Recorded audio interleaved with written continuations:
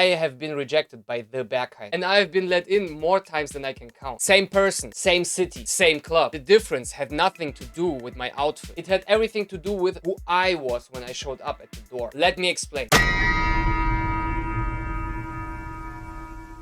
It was 2015. I was working in hospitality, behind the bar, serving people until 4 in the morning. Hip-hop was my world. Techno was something that all the colleagues talked about in the break room. Wild stories, insane nights, place called Berghain. What got me was who was telling the story. Not just one type of person. A family man in his 50s who owned a shop, a bartender colleague in his 30s, an older scene woman that had been going there since the beginning. That blew my mind. Because everything I thought I knew about this place was wrong. I thought it was just drug casualties in dark rooms. Turns out it was one of the most genuinely diverse places in Berlin. So naturally, I tried to get in. And I got rejected. Looking back, completely fair. I was going as a zoo visitor. I wanted to see the animal. I wasn't there to be part of anything. And the door read that instantly.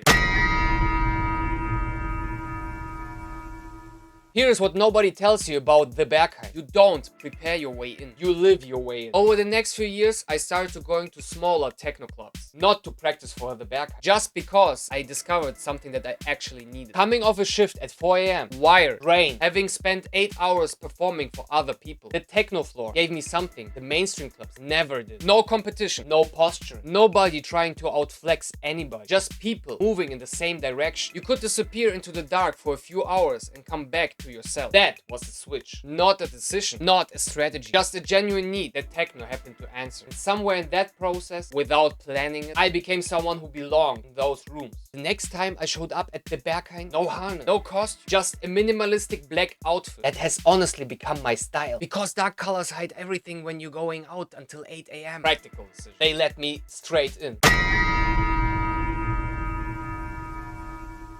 So what are they actually looking for? Honestly, I don't fully know. And I have stopped caring. But my best guess from being on both sides of that door is one thing. Self-awareness. Are you there to gawk or to participate? Are you performing confidence or do you actually have it? Are you in a group of randoms who all look lost or do you know why you're there? The outfit is almost irrelevant. What matters? Whether you look like a person who actually understands what's happening inside that building. And you can't fake that if you never have been into a room like that.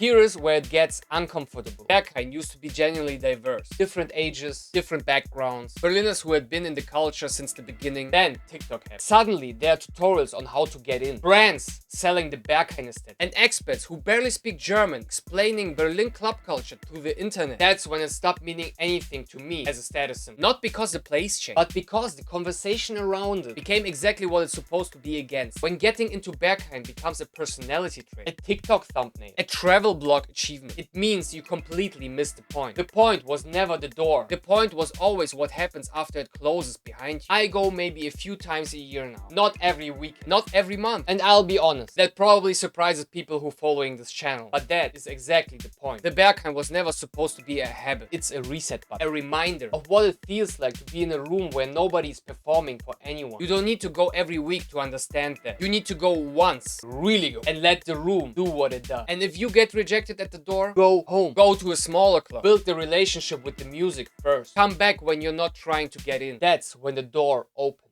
Stay hidden, stay raw, stay real. I'll see you in the dark.